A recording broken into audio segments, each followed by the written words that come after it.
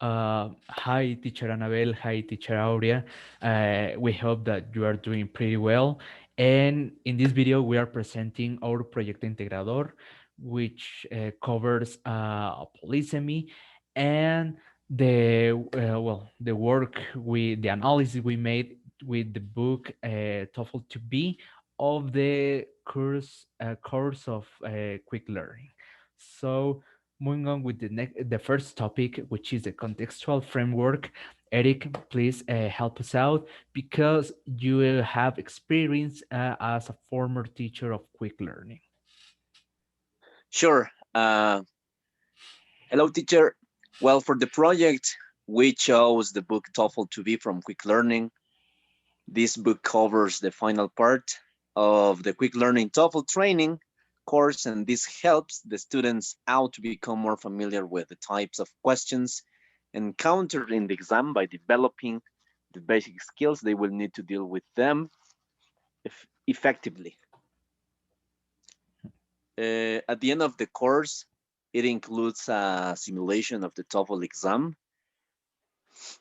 The course is imparted at Quick Learning Toreo, which is located in Naucalpan. Uh, you can find students from 15 to 20 years old. In Quick Learning, you can find also two types of courses, the intensive one and the semi-intensive one. The main Okay. difference between these two courses is the time. The intensive one lasts 3 hours from Monday to Friday, while the semi-intensive one lasts 1.5 hours from Monday to Friday.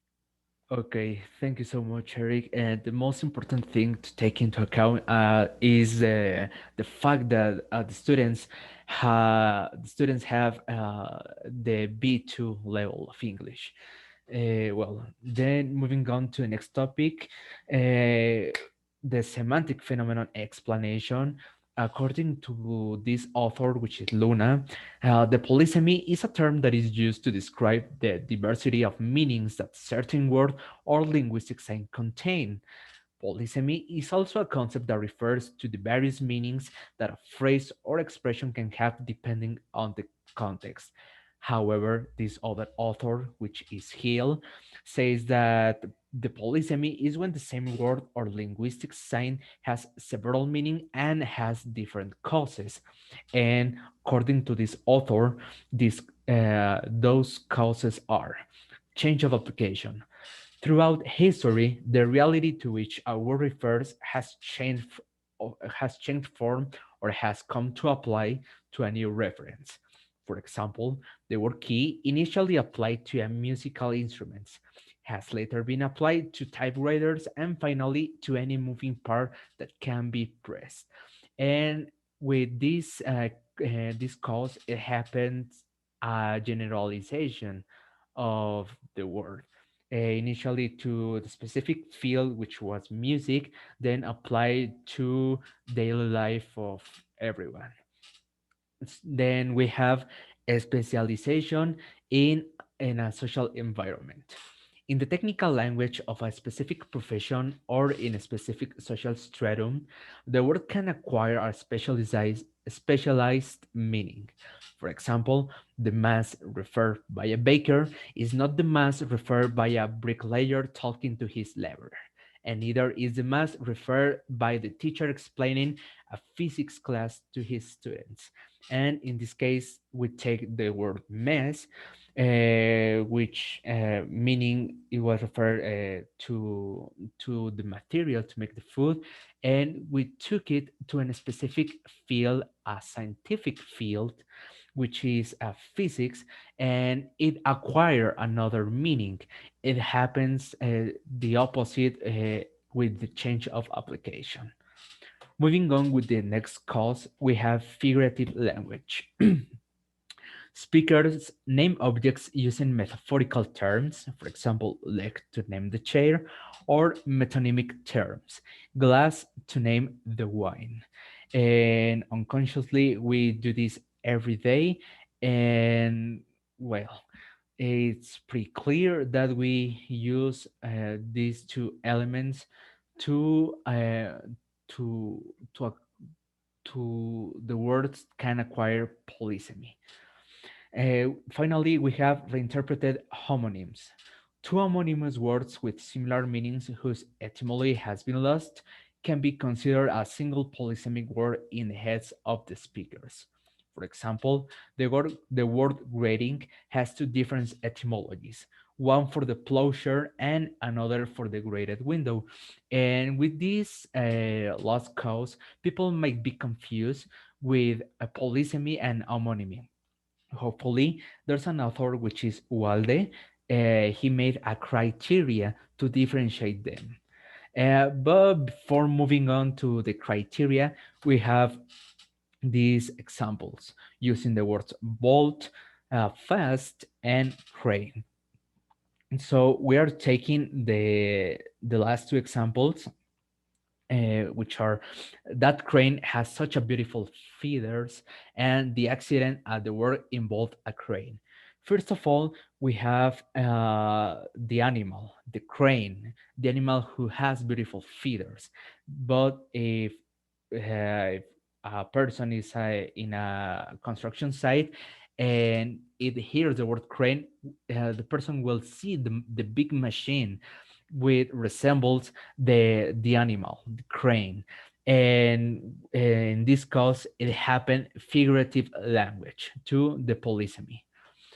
So moving on with the first quote made by Walde of the criteria of differentiation between polysemy and homonymy, it says that the first form adopted by various linguists is based on the etymology or history of the words.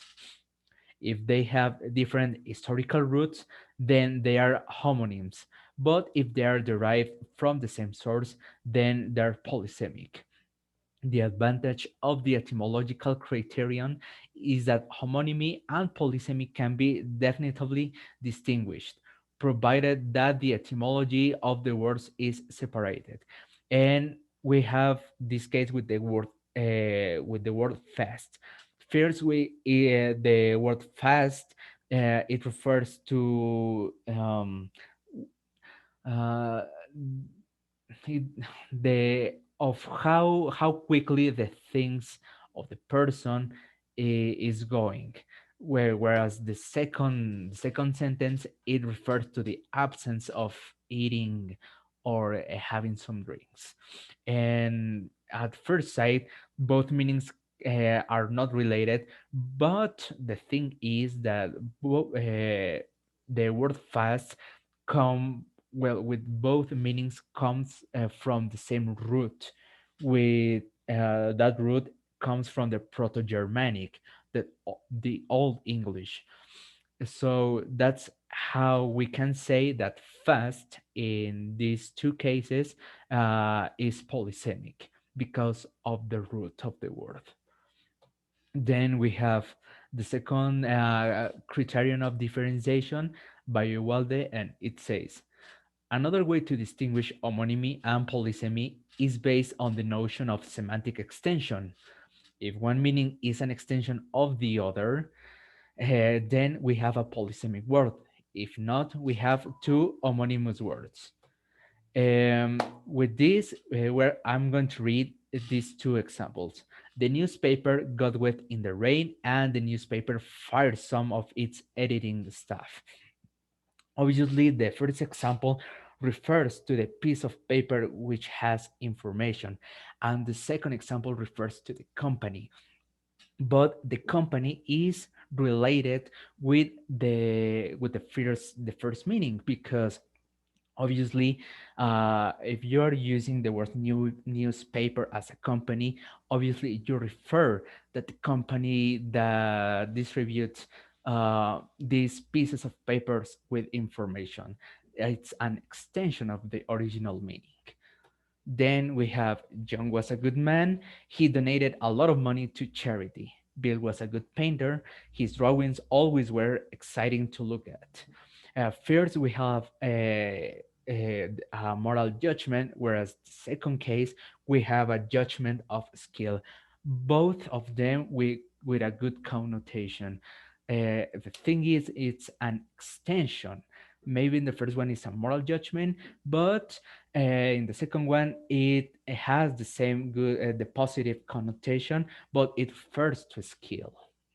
So, having this in mind, we as a team define polysemy as the semantic phenomenon that occurs in the lexemes and consists in the acquisition of various meanings.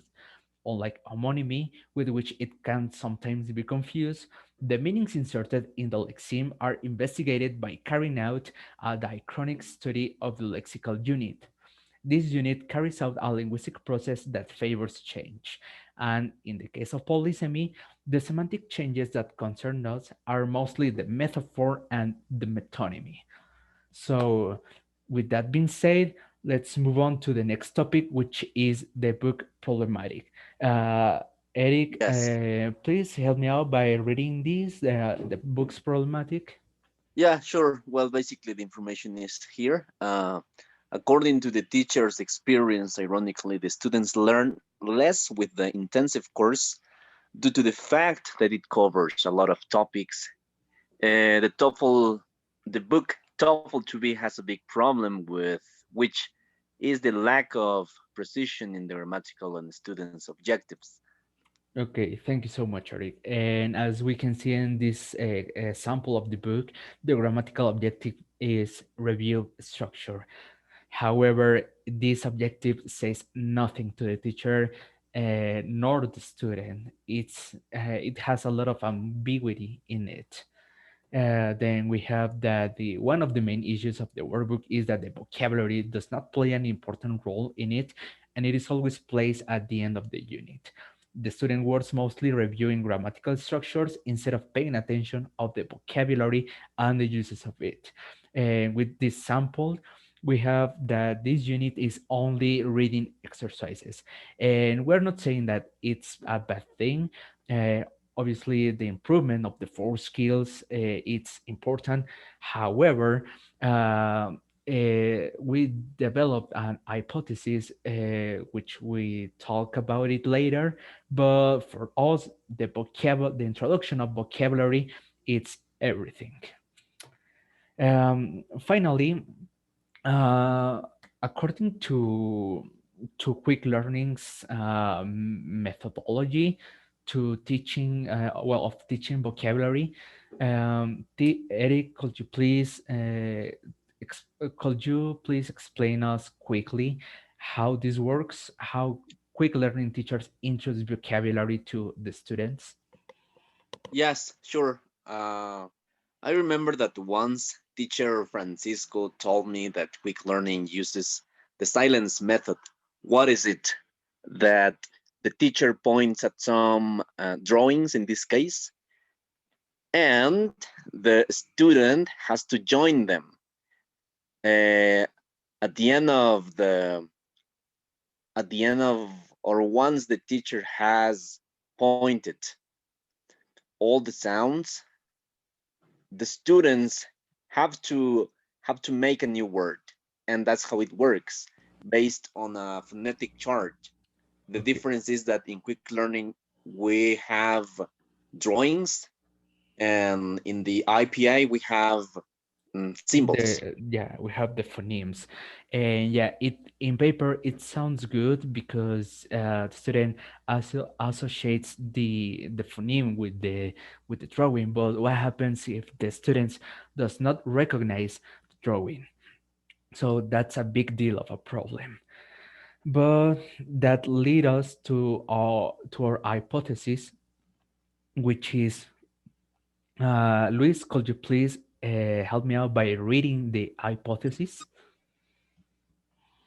Yeah, it says the approach that we will be using is the PPP, presentation, practice, and production. And the most important section of this will be the presentation because the students need to understand the meanings of the same word that they may know. So the students need a friendly approach to these multiple meanings of the words so they can be familiarized with it and connect these functions with other skills such as writing and speaking. Okay, thanks The so much, PPP, Luis. PPP mode. Thank you so much, Luis. Well, with this, like I said before, for us, the introduction of a vocabulary is everything. So, in order to support these ideas, we made this didactic proposal, starting with presentation. Leafar, please. Of course, presentation, objective. At the beginning of the class, teams of four will be formed. Then pieces of paper will be given to the students, which will include parts of the body, multiple meanings of them, and one sentence of for each meaning of the word. The students will be able to organize and make a relation between the word, meaning, and use. Then finally, the exercise will be given by the teacher. Okay, thank you so much. And we have instructions. Fill the fill the map with the information of the following list, which includes words, meaning, and sentences. The word has to match according to the meanings and the sentences. So the introduction of our vocabulary is the parts of the body. We have our 10 words or 10 parts of the body, and we have in blue our meanings. We have three meanings per word in blue, and in green we have three sentences per word. One sentence related to a meaning. Obviously, one meaning and one sentence are related. Well, we are working with idiomatic expressions in order to the students can be familiar, can work better with it. That's the hint, that's the clue that us are giving to the students. So this is the template of the map, and this is how it should be filled by the students. We have our heart, we have our three meanings and our three sentences.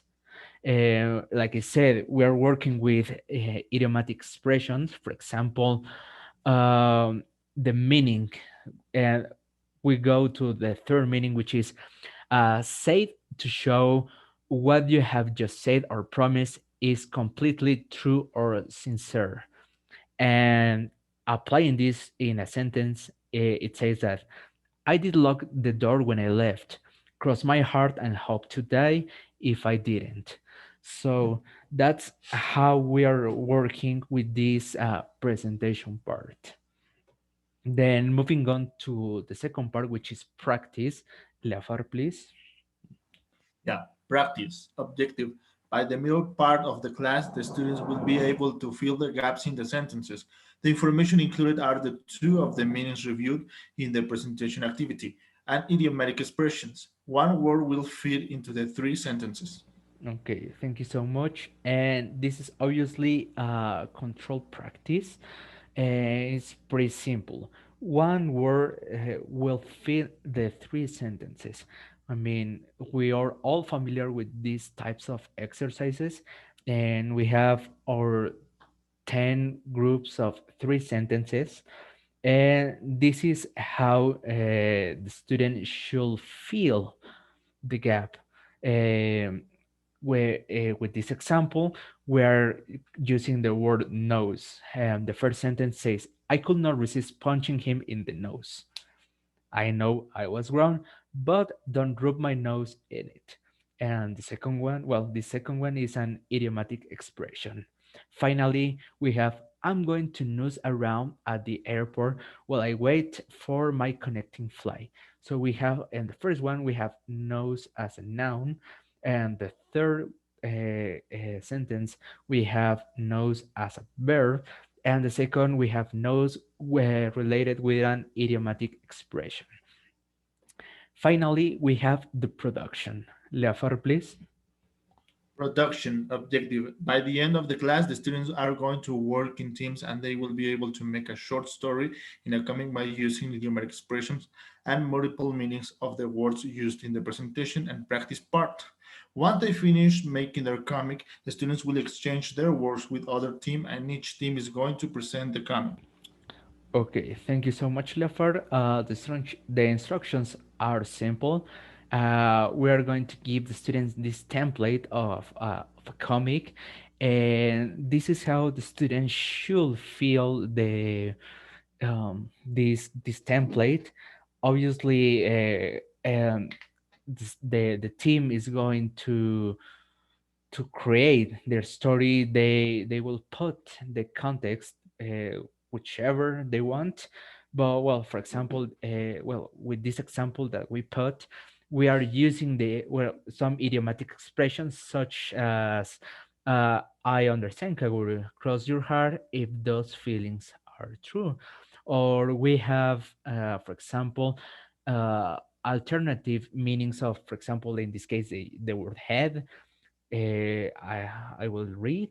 Lilith and Adam, both head angels, decided to talk about Shinji's feelings. And like I say, this is how the students should feel this comic template, and then present it in front of the class. Finally, the conclusions for us, the whole process of the project was meaningful because we have learned a lot of regarding teaching vocabulary. The main goal of the project was to introduce vocabulary properly, and we managed to do this by working with the PPP approach. It was very helpful working with the PPP approach and constructivism to introduce polysemy to students with B2 level. Also, analyzing the problematics of the quick learning course helped the team to develop the didactic proposal by standardizing the activities with the SMART objectives model. And here are our resources. And that's it. That's everything we could present, we can say about our project. And well, uh, thank you for watching us, teacher Annabelle and teacher Aurea. We hope you have a great day, and thank you again for watching and listening us. See you soon. Thank you, teacher. Thank you. Bye bye. Thank you, teacher. Okay, let me